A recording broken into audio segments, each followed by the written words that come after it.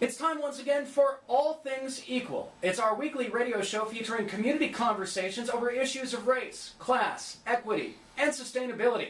All Things Equal is sponsored by the Cayuga Medical Center, Ithaca City School District, Cornell University, Tompkins-Cortland Community College, Ithaca College, and Wegmans, with support from the Cayuga Radio Group and Tompkins County Chamber of Commerce. Joining us this morning for All Things Equal, it's Shakir Ramsey, taking a look at mentoring, fatherhood, and the MacCormick Center. Shakir, thanks for joining us this morning, and first and foremost, congratulations on your recent MBA from Cornell. Other than that, I'm still learning a little bit about you, so if you can give us some background, who is Shakir Ramsey? Well, Lee, thank you for having me today. I'm very excited. If you told me 10 years ago that I'd be in a radio show and a graduate of Cornell's MBA program, I would have laughed at you. So I'm very excited to be at this moment. As far as my background, I'm originally from Massachusetts. I grew up in a working class town outside of Boston. However, I've been, throughout the United States. I've lived in New York City as well as Atlanta. My undergrad degree was in film at Columbia University. And most of my career I've spent in media and technology. So I've done work ranging from being a producer on a distance learning project for a hospital to being a senior marketer at an internet advertising company. And I came to Johnson essentially like most MBA candidates, and that is to pour rocket fuel on my career growth, right? So I wanted to deepen my technical expertise in business, but more than that, make the leap into a Fortune 500 company. Shakir, when you mentioned Johnson, that's the Johnson Graduate School of Management at Cornell. That is correct, that is correct. Where part of your Cornell experience was the Park Leadership Fellows at the Johnson Graduate School of Management, where you and some colleagues started the MacCormick Johnson Fatherhood Program, an initiative designed to provide positive male influence for youth in the MacCormick Secure Center in Rockdale. And if you could, describe the MacCormick Center for us. So the MacCormick Center is a maximum security state prison facility for youth between the ages of 12 and 18. As you said, it's remotely located. It takes about 25 minutes to get there outside of Ithaca. It is predominantly made up of locals from Rochester, Syracuse, and other parts of upstate New York. And ethnically speaking, it's predominantly African American and Hispanics that are the inmates there. What does maximum security mean when we're talking about minors? Yeah. So maximum security is, I think, what you would imagine based on what you've seen on TV. For adults? For adults. I mean, everything is barbed. You have to do a string of approvals and checks.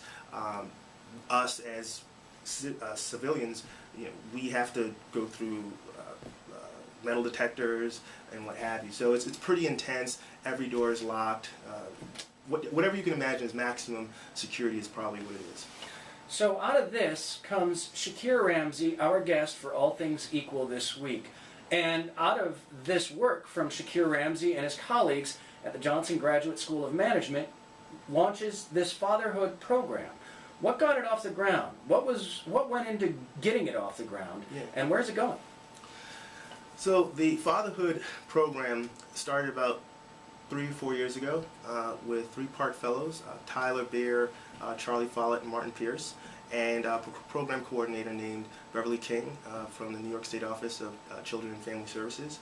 The vision was to empower these incarcerated youth by educating them on different aspects of fatherhood. So, masculinity in the media, spirituality, love, marriage, relationships, coping with stress. This was sort of the centerpiece of the program. Abraham Spence and I, both Park Fellows as well, three years later, we saw a different type of vision for the program. Because at the end of the day, though you're empowering these youth to become better fathers, you can't lead others until you can lead yourself.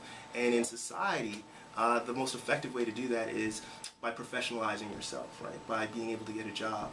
And so we focused on modifying the curriculum and centering around networking, resume building, business planning, finance skills, all these things that would really empower the youth with a sense that they could make it once they got out. Shakir Ramsey, it's interesting that your undergraduate background is in multimedia, tech, And you took this fatherhood program, which was focusing on the attitudes and opinions that are coming out of our multimedia, and transitioned that away from what the media is telling us we are to focusing on what you can be, and actualizing what it is that you want and going out and getting it. How have you seen the fatherhood program affect other people's lives?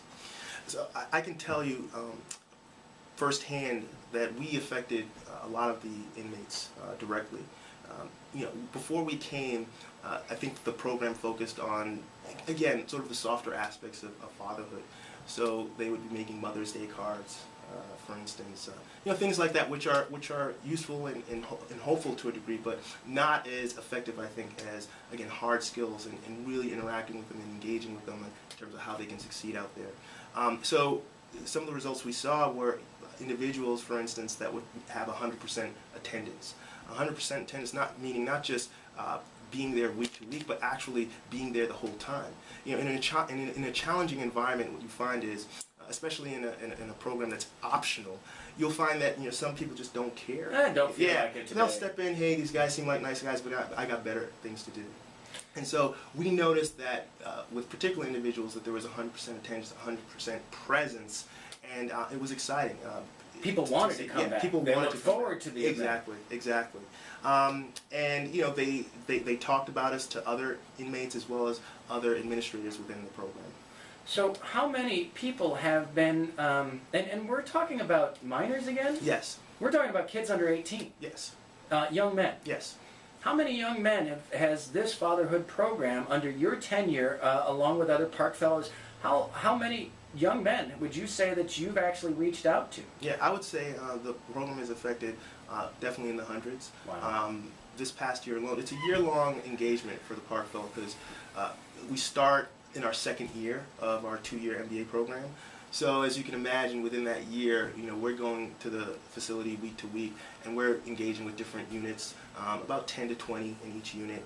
And so if you do the math, we've probably affected about 50 inmates throughout the year. And then if you multiply that over 2-3 years with different Park Fellows, you get like hundreds. Wow. Our guest this week, for all things equal, Shakir Ramsey. And I think everybody's concerned about recidivism.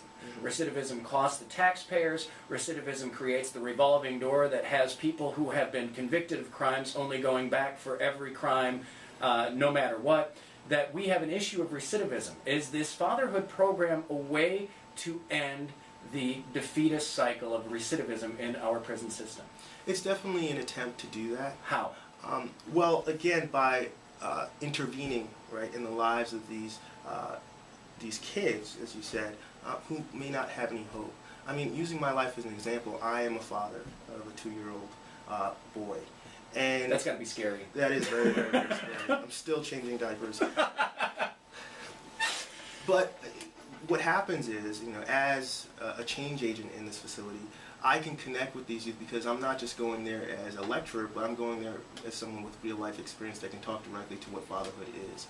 So we're intervening in an authentic way where they will be inspired and they will listen.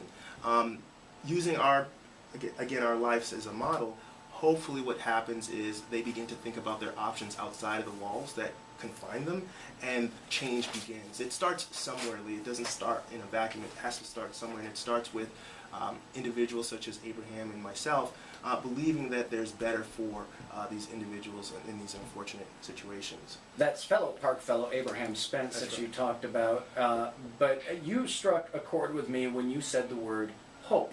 That sometimes that the one ingredient that seems to be missing in young adults' lives is hope. Along with that is opportunity.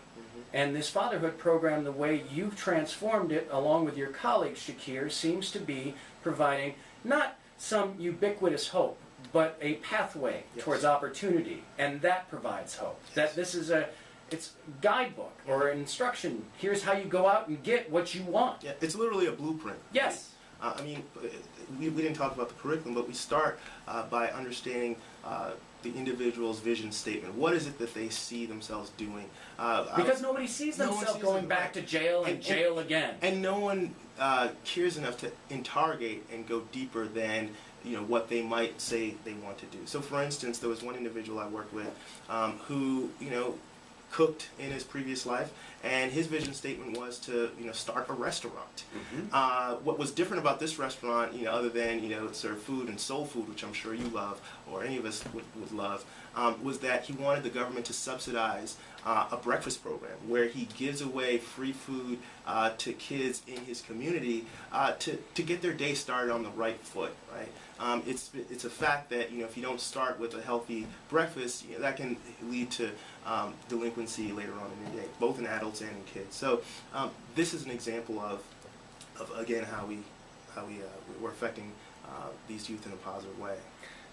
Shakir Ramsey, our guest for All Things Equal, taking a look at mentoring, fatherhood, and the MacCormick Center, which is a maximum security isolated center in New York, which houses minors, kids, largely minority children. That's right. And this is an opportunity, this fatherhood program through Cornell and the Park Leadership Fellows at the Johnson Graduate School of Management has created hope, real hope, in the form of a blueprint for opportunity. And the MacCormick Johnson Fatherhood Program, focusing on life goals, was there a sense of achievement and celebration as well? When does it come time to, pull out the confetti and have some champagne? Well, that's a great question. At the end of the day, time is money, so to speak, for a lot of these kids, in the sense that they could be doing something else. There's an opportunity cost. So we had to incent them properly, right? We had to not only just go in there and provide these workshops that educate them on fatherhood, but we had to incent them in a way where they want to keep coming back and they feel that there's, at the end, something celebratory or something measured for success. And we created a certificate program. So once they completed a module, they were given a certificate, and that certificate would be added to their personal portfolio. So when they would go before their parole board, here's this evidence of character growth, and they can make a more cogent, more persuasive argument for why they should be released. Now, this program probably hasn't been going on long enough to assess real results. But at what point do you begin to assess the work and investment that you and your colleagues have made, Shakir Ramsey, and understand the ripple effect in the lives of not just those you've touched, but those who go out and touch others that you have had through this program? Well, it's twofold. One, it's for those that are outside the prison, right, such as myself, those in the community. That's why I'm here on this radio show, to spread the word that this problem exists and their efforts to help it, as well as at the Johnson School. What I'm excited about is that after Abe and I modified the curriculum, there was a lot of awareness that came out of it within our school. Now, 2 more Park Fellows are going to continue the program, so we've doubled. There will be 4 Park leaders driving the program. And the other aspect of it is sort of an institutional element where we're going to change the curriculum to be more vocational based. So a lot of the inmates, they were saying that... We're talking job skills? Yeah, job skills. So a lot of the inmates were talking about like next year, if you could focus on particular vocation, that would definitely help us with that blueprint that you've worked on so hard, Shakir. And so we're going to bring in volunteers, within the structure to focus on a day basis on that vocation that they might be interested in. So what I'm speaking to, Lee, is sort of the scale that's happening, where it's not just sort of a one-off of 2 or 3 people that are interested in this cause, but it's actually being institutionalized. And then we have, an institutional treasurer, so to speak, in Beverly King, who is a program coordinator for the New York State Office of Children and Services, who's inheriting the memory of all the elements that we're adding on year to year and blowing it out that way as well. It appears as though this fatherhood program could have an exponential effect. It could. I mean, at the end of the day, what Abraham and I hoped for was to create a model that could be scaled across any environment that's similar. But Shakir Ramsey, your hope always comes with a blueprint of opportunities. So if you look towards the future of the MacCormick Johnson Fatherhood Program, where do you see it going? Where I see it going is hopefully we're able to track all of the minors that make it out. Everyone has a varying sentence or format to how long they're going to be there, and if we can track where they go and how they become productive citizens as well as better fathers, and bring that information back to sort of the gatekeepers such as Beverly King and other parks, that would be a great measure of the impact that we're making and the improvements that we need to make. The other thing is hopefully we can take those individuals that do make it and make them ambassadors for a better life out there to show that it's not where you came from, it's where you're going, and that would also symbolically mean a lot. Symbolically and literally, as that creates the exponential effect that this fatherhood program provides. Finally, Shakir Ramsey, where can people find out more about the Park Leadership Program? They can go to Johnson School of Business website, and there's a quick link there. It lists out several programs and fellowships and scholarships that are at the Johnson School, and they can click on it and learn more. Shakir Ramsey, our guest this morning for All Things Equal, thank you so much for your work on behalf of our community. Thank you, Lee. This has been All Things We Equal, our weekly radio show featuring community conversations over issues of race, class, equity, and sustainability. All Things Equal is sponsored by the Cayuga Medical Center, Ithaca City School District, Cornell University, Tompkins Cortland Community College, Ithaca College, and Wegmans, with support from the Cayuga Radio Group and Tompkins County Chamber of Commerce. All Things Equal's executive producer is Gary Stewart. I'm Lee Rayburn, and we will see you next week at this time for All Things Equal on